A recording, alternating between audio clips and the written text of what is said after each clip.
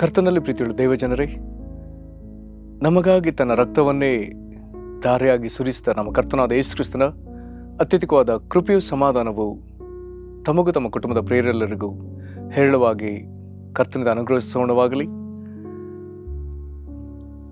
ಯೇಸು ಕ್ರಿಸ್ತನ ರಕ್ತದ ಕುರಿತಾಗಿ ನಾವು ಧ್ಯಾನಿಸುತ್ತಿರುವಲ್ಲಿ ಈ ದಿನ ನಾವು ಧ್ಯಾನಿಸುವಂತಹ ದೇವರ ವಾಕ್ಯದ ಭಾಗ ಕೊಲೊಸ್ಸೆಯವರಿಗೆ ಬರೆದ ಪತ್ರಿಕೆ 1ನೇ ಅಧ್ಯಾಯ 18ರಿಂದ 20 ವಚನಗಳು. ಕೊಲೊಸ್ಸೆಯವರಿಗೆ ಬರೆದ ಪತ್ರಿಕೆ 1ನೇ ಅಧ್ಯಾಯ 18ರಿಂದ 20 ವಚನಗಳು. ಸಭೆಯೆಂಬ ದೇಹಕ್ಕೆ ಆತನು ಶಿರಸ್ಸು, ಆತನು ಆದಿ ಸಂಭೂತನು, ಎಲ್ಲದರಲ್ಲಿ ಪ್ರಮುಖನಾಗುವಂತೆ ಸತ್ತರೊಳಗಿಂದ ಮೊದಲು ಎದ್ದು ಬಂದವನು ಆತನೇ. ತಂದೆಯಾದ ದೇವರು ಆತನಲ್ಲಿ ತನ್ನ ಸರ್ವ ಸಂಪೂರ್ಣತೆಯು ವಾಸವಾಗಿರಬೇಕೆಂತಲೂ ಆತನು ಶಿಲುಬೆ ಮೇಲೆ ಸುರಿಸಿದ ರಕ್ತದಿಂದ ತಾನು ಸಮಾಧಾನವನ್ನು ಉಂಟು ಮಾಡಿ ಭೂಪರ ಲೋಕಗಳಲ್ಲಿರುವ ಸಮಸ್ತವನ್ನು ಆತನ ಮೂಲಕ ತನಗೆ ಸಂಧಾನಪಡಿಸಿಕೊಳ್ಳಬೇಕೆಂತಲೂ ನಿಷ್ಕರ್ಷೆ ಮಾಡಿದನು. ಈ ವಾಕ್ಯಗಳನ್ನು ನಾವು ತಿಳ್ಕೊಳ್ಳುವಂತೆ ದೇವರ ಆತ್ಮನು ತಾನೇ ನಮ್ಮನ್ನು ಬಲಪಡಿಸಿ ಬೋಧಿಸಲಿ ಮತ್ತು ದೇವರು ನಮ್ಮನ್ನು ತನ್ನ ಜ್ಞಾನವುಳ್ಳ ಆತ್ಮದಿಂದ ತುಂಬಿಸಿ ನಮ್ಮ ಮನೋನೇತ್ರಗಳನ್ನ ಬೆಳಗಿಸಲಿ. ಪ್ರಿಯರೇ, ನಾವೊಂದು ಯೇಸುಕ್ರಿಸ್ತನ ಕುರಿತಾಗಿ, ಯೇಸುಕ್ರಿಸ್ತನ ರಕ್ತದ ಕುರಿತಾಗಿ ಒಂದು ಅದ್ಭುತವಾದ ವಚನವನ್ನ ಓದಿದ್ದೇವೆ.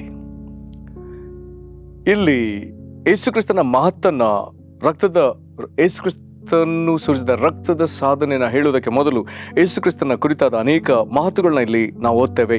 ಒಂದು, ಸಭೆ ಎಂಬ ದೇಹಕ್ಕೆ ಆತನು ಶಿರಸ್ಸು, ಅಂದ್ರೆ ಒಡೆಯ. ಆತನು ಆದಿ ಸಂಭೂತನು, ಎಲ್ಲದರಲ್ಲಿ ಪ್ರಮುಖನಾಗುವಂತೆ ಸತ್ತರೊಳಗಿಂದ ಮೊದಲು ಎದ್ದು ಬಂದವನು ಆತನೇ. ಮತ್ತು 19ನೇ ವಚನದಲ್ಲಿ ಹೇಳ್ತದೆ, ತಂದೆಯಾದ ದೇವರ ಆತನಲ್ಲಿ ತನ್ನ ಸರ್ವ ಸಂಪೂರ್ಣತೆಯು ವಾಸವಾಗಿರಬೇಕೆಂತಲೂ, ಅಂದ್ರೆ ದೇವರ ಸರ್ವ ಸಂಪೂರ್ಣತೆ ಕ್ರಿಸ್ತನಲ್ಲಿ ವಾಸ ಮಾಡ್ತದೆ. ಹೀಗೆ ಆತನ ಕುರಿತು ಅನೇಕ ಸಂಗತಿಗಳನ್ನ ಇಲ್ಲಿ ತಿಳಿಸಿ, ಈಗ 20ನೇ ವಚನಕ್ಕೆ ಬರುವಾಗ ಆತನು ಯೇಸು ಸುರಿಸಿದ ರಕ್ತದ ಕುರಿತಾಗಿ ಮಾತನಾಡುವಾಗ ಬಹು ವಿಶೇಷವಾಗಿ ಆತನು ಶಿಲುಬೆ ಮೇಲೆ ಸುರಿಸಿದ ರಕ್ತದಿಂದ ಎಂಬುದಾಗಿ ಹೇಳ್ತಾನೆ. ಇಲ್ಲಿ ಯೇಸು, ನಮ್ಮ ಕರ್ತನಾದ ಯೇಸು ಕ್ರಿಸ್ತನು ಶಿಲುಬೆ ಮೇಲೆ ರಕ್ತ ಸುರಿಸುವಂಥದ್ದು ಅವಶ್ಯವಾಗಿತ್ತು. ಒಂದು ವೇಳೆ ನಾವು ಯೋಚಿಸುವುದಾದರೆ, ಯೇಸು ಕ್ರಿಸ್ತನು ಗೆತ್ಸೆಮನೆ ತೋಟದಲ್ಲಿ ರಕ್ತ ಬೆವರನ್ನು ಸುರಿಸಿದ್ದಾನೆ. ಆತನನ್ನು ಮಹಾಯಾಜಕನ ಅಂಗಳಕ್ಕೆ ಬಂಧಿಸಿ ಕರಕೊಂಡು ಹೋದಾಗ ಆತನ ಮುಖಕ್ಕೆ ಗುದ್ದಿದ್ದಾರೆ, ಗಡ್ಡವನ್ನು ಕಿತ್ತಿದ್ದಾರೆ. ಹೀಗೆ ಆತನಿಂದ ರಕ್ತವು ಸ್ರವಿಸಿರಲಿಕ್ಕೆ ಸಾಧ್ಯ. ನಂತರದಲ್ಲಿ ಆತನನ್ನು ಪಿಲಾತನಿಗೆ ಒಪ್ಪಿಸಿದಾಗ ಪಿಲಾತನು ಆತನನ್ನು ಚಡಿಗಳಿಂದಲೂ ಕೊರಡೆಗಳಿಂದಲೂ ಹೊಡೆಸಿದ್ದಾನೆ. ಆತನ ತಲೆಗೆ ಮುಳ್ಳಿನ ಕಿರೀಟಗಳನ್ನ ಇಟ್ಟು ಬೆತ್ತದಿಂದ ಹೊಡೆದಿದ್ದಾರೆ.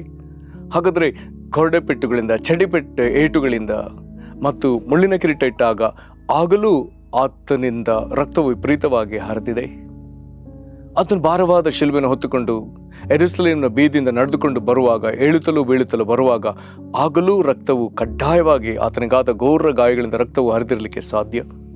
ಹೀಗೆ ಯೇಸುಕ್ರಿಸ್ತನ ಅನೇಕ ಸ್ಥಳಗಳಲ್ಲಿ ರಕ್ತವನ್ನು ಸುರಿಸಿದ ಸಂದರ್ಭವಿದ್ದರೂ ಬಹು ವಿಶೇಷವಾಗಿ ವಾಕ್ಯ ಭಾಗದಲ್ಲಿ ಆತನು ಶಿಲುಬೆ ಮೇಲೆ ಸುರಿಸಿದ ರಕ್ತ ಎಂಬುದಾಗಿ ನಿರ್ದಿಷ್ಟವಾಗಿ ಸೂಚಿಸಲಾಗಿದೆ. ಹಾಗಾದರೆ ಯೇಸುಕ್ರಿಸ್ತನ ಶಿಲುಬೆ ಮೇಲಿಂದಲೇ ರಕ್ತವನ್ನು ಸುರಿಸಬೇಕು. ಯೇಸುಕ್ರಿಸ್ತನ ಶಿಲುಬೆ ಅದೊಂದು ಯಜ್ಞವೇದಿಯೇ. ಬಹಳ ವಿಶೇಷ. ತಾನೇ ತನ್ನ ಯಜ್ಞವೇದಿಯನ್ನ ತನ್ನ ಹೆಗಲ ಮೇಲೆ ಹೊತ್ತುಕೊಂಡು, ಅಂದರೆ ಮರದ ಶಿಲುಬೆಯನ್ನು ಹೊತ್ತುಕೊಂಡು ತಾನೇ ಆ ಕಲ್ವಾರಿ ಶಿಲುಬೆಗೆ ಬಂದು ಅಲ್ಲಿ ಆತನಿಗೆ ಮೊಳೆ ಜಡಿದಾಗ ಆತನು ಅದರ ಮೇಲೆ ತೂಗಾಡುತ್ತಾ ಇರುವಾಗ ಅಲ್ಲಿ ರಕ್ತ ಸುರಿಸ್ತಾನೆ. ಶಿಲುಬೆ ಮೇಲೆ ಆತನ ರಕ್ತ ಸುರಿಸ್ತಾನೆ.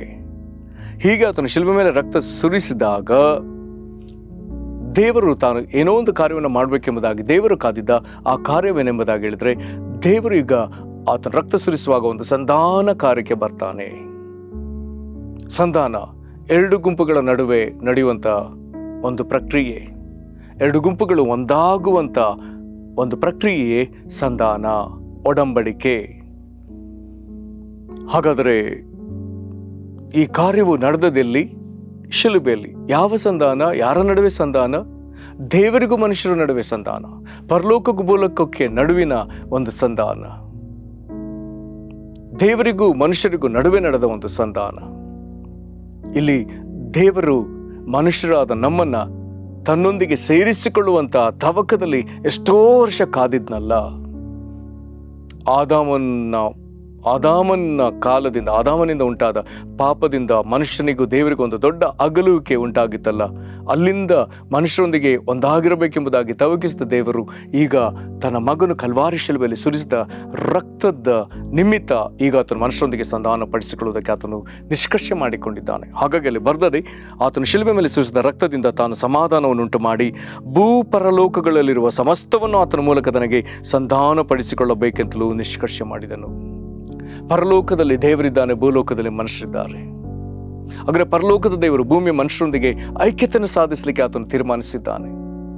ನಮ್ಮೆಲ್ಲರಿಗೂ ಅರ್ಥವಾಗಲಿ ಅಥವಾ ನಮ್ಮೆಲ್ಲರಿಗೂ ತಿಳಿದಿರುವಂತೆ ಯೇಸು ಕ್ರಿಸ್ತನು ಜನಿಸಿದ ಆ ಸಂದರ್ಭದಲ್ಲಿ ಪರಲೋಕದ ದೇವದೂತನು ಬಂದು ಕುರುಬರಿಗೆ ವಿಷಯವನ್ನ ತಿಳಿಸಿದ ಮೇಲೆ, ಸಾರಿದ ಮೇಲೆ ಕುರುಬರು ನೋಡುತ್ತಿದ್ದ ಹಾಗೆ ಆಕಾಶದಲ್ಲೆಲ್ಲ ಒಂದು ದೊಡ್ಡ ದೇವದೂತರ ಸೇನೆ ಕಾಣಿಸಿಕೊಂಡು ಎಲ್ಲರೊಟ್ಟಾಗಿ ಹಾಡಿದ ಒಂದು ಅದ್ಭುತವಾದ ಹಾಡು, ಮೇಲಣ ಲೋಕಗಳಲ್ಲಿ ದೇವರಿಗೆ ಮಹಿಮೆ, ಭೂಲೋಕದಲ್ಲಿ ಮನುಷ್ಯರಿಗೆ ಸಮಾಧಾನ. ದೇವರು ಅವರಿಗೆ ಒಲಿಯುತ್ತಾನೆ. ಪರಲೋಕದ ದೇವರಿಗೆ ಮಹಿಮೆ ಆಗ್ತದೆ, ಭೂಲೋಕದ ಮನುಷ್ಯರಿಗೆ ಸಮಾಧಾನವಾಗ್ತದೆ. ಕಾರಣ ದೇವರು ಈ ಮನುಷ್ಯರನ್ನ ತನ್ನೊಂದಿಗೆ ಸೇರಿಸಿಕೊಳ್ತಾನೆ. ಅವರೊಂದಿಗೆ ಐಕ್ಯರ ಆ ಮನುಷ್ಯರನ್ನು ತನ್ನೊಂದಿಗೆ ಐಕ್ಯರನ್ನಾಗಿ ಮಾಡಿಕೊಳ್ತಾನೆ.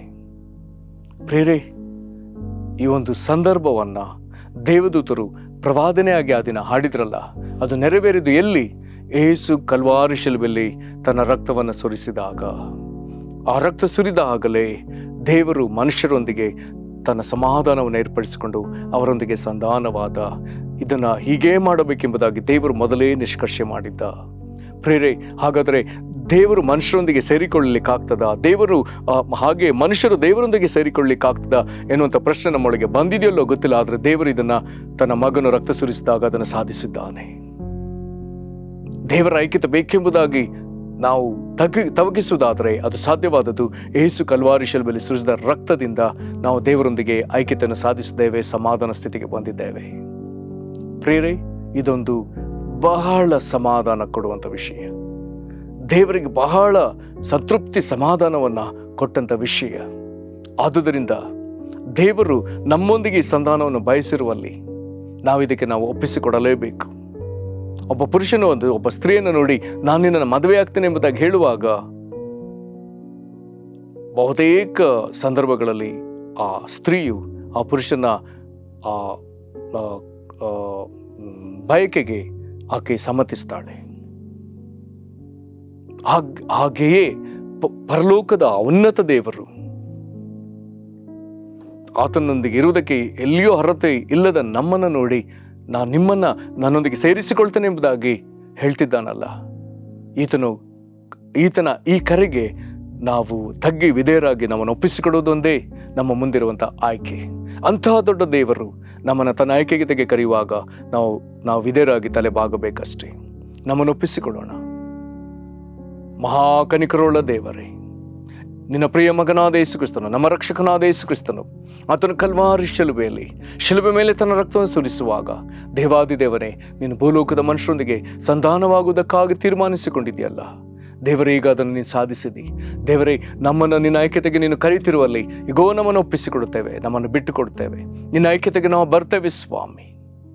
ದೇವರೇ, ನೀನು ಈ ನಮ್ಮೊಂದಿಗೆ ಐಕ್ಯತೆ ಸಾಧಿಸುವುದಕ್ಕಾಗಿ ತವಕಿಸುತ್ತಿರುವಲ್ಲಿ ಈ ನಿನ್ನ ತವಕಕ್ಕೆ ನಾವು ಸ್ಪಂದಿಸಿ ನಮ್ಮನ್ನು ಒಪ್ಪಿಸಿಕೊಡುತ್ತೇವೆ. ನಿನ್ನೊಂದಿಗೆ ಸಮಾಧಾನ ಸ್ಥಿತಿಗೆ ಬರುವುದಕ್ಕೆ, ನಿನ್ನೊಂದಿಗೆ ಐಕ್ಯತೆಯಿಂದ ಇರುವುದಕ್ಕೆ, ನಿನ್ನ ಕರ್ತನೆ ಅನ್ಯೋನ್ಯತೆಯಲ್ಲಿ ನಾವು ಜೀವಿಸುವುದಕ್ಕೆ ನಮ್ಮನ್ನು ಒಪ್ಪಿಸಿಕೊಡುತ್ತೇವೆ. ಇದಕ್ಕಾಗಿ ಕರ್ತನಾದ ಯೇಸುವೇ, ನೀನು ಕಲ್ವಾರಿ ಶಿಲುಬೆಯಲ್ಲಿ ಸುರಿಸಿದ ರಕ್ತಕ್ಕಾಗಿ ನಿನಗೆ ಸ್ತೋತ್ರ ಸಲ್ಲಿಸ್ತೇವೆ. ಕರ್ತನೆ, ಇದನ್ನು ಕೇಳುವ ಒಬ್ಬೊಬ್ಬರು ಇದನ್ನು ಕರ್ತನೆ ನಿನ್ನ ಐಕ್ಯತೆಗೆ ಬರುವಂತೆಯೂ, ಈ ಕರ್ತನೆ ಈ ಒಂದು ವಾಕ್ಯವು ಅನೇಕರಿಗೆ ಪರಿಚಯವಾಗುವಂತೆಯೂ, ಲೆಕ್ಕವಿಲ್ಲದಷ್ಟು ಜನರಿಗೆ ಇದು ತಲುಪುವಂತೆ ದೇವರೇ ನಾವು ಕೇಳಿಕೊಳ್ತೇವೆ. ಹಾಗೆ ನೀನು ಮಾಡುವುದಕ್ಕಾಗಿ ಸ್ತೋತ್ರ. ದೇವರಿಗೆ ಇದನ್ನು ಗ್ರಹಿಸಿದವರೆಲ್ಲರೂ ನಿನ್ನ ಐಕ್ಯತೆಗೆ ಬರಲಿ. ಇದರಿಂದ ನಿನಗೆ ಎಷ್ಟೋ ಸಂತೋಷವಾಗಲಿ, ನಿನಗೆ ಜನರು ಸಂಪಾದ್ಯವಾಗಲಿ. ಹೀಗೆ ಮಾಡುವುದಕ್ಕಾಗಿ ಸ್ತೋತ್ರ ಸಲ್ಲಿಸಿದ ಕರ್ತನಾದ ಯೇಸು ಕ್ರಿಸ್ತನ ಹೆಸರಲ್ಲಿ ಬೇಡಿದ್ದೇವೆ ನಮ್ಮ ತಂದೆಯೇ, ಆಮೇನ್. ಕರ್ತನ ನಿಮ್ಮನ್ನು ಆಶೀರ್ವದಿಸ್ತೇವೆ. ವಂದನೆಗಳು.